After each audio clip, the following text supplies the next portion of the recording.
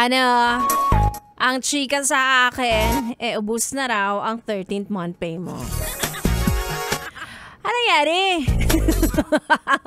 Wala pang Pasko, hoy. Hindi ka pa nga hindi ka pa nga nakakapamili ng pang Noche Buena. Hindi pa nga dumadalaw yung mga inaanak mo sa'yo. Inubos mo na. Ano nga ba sinasabi ko? Parang nanay, no? Mga yes, friend, it's me. It's a girl, DJ Ganda Wanda. Kasama nyo na dito sa 101.1 Yes FM. Para sa programang Chika. Chika ni Wanda. Eto na nga ang chika. Alam mo naman to eh.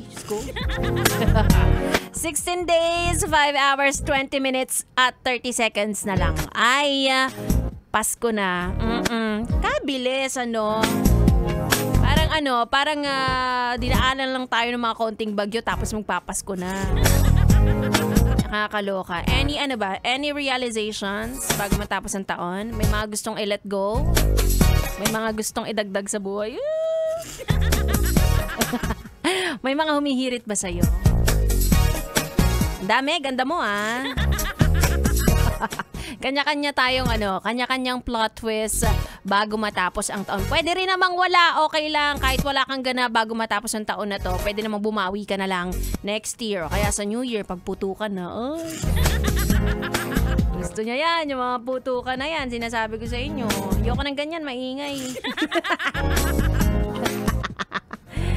Anyway, ready nyo na ang inyong mga wallet. Dahil season of giving. Lalo na kapag ikaw ay matanda na, ikaw na ang nagbibigay. Pwede bang what if immature?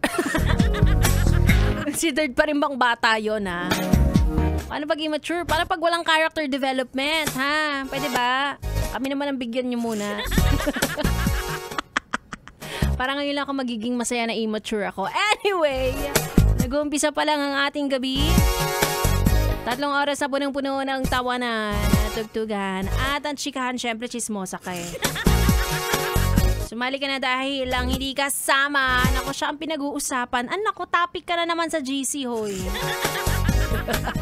Ituloy muna natin ang ating tugtugan. Dito lang, sa 101.1, Yes, FM Solid.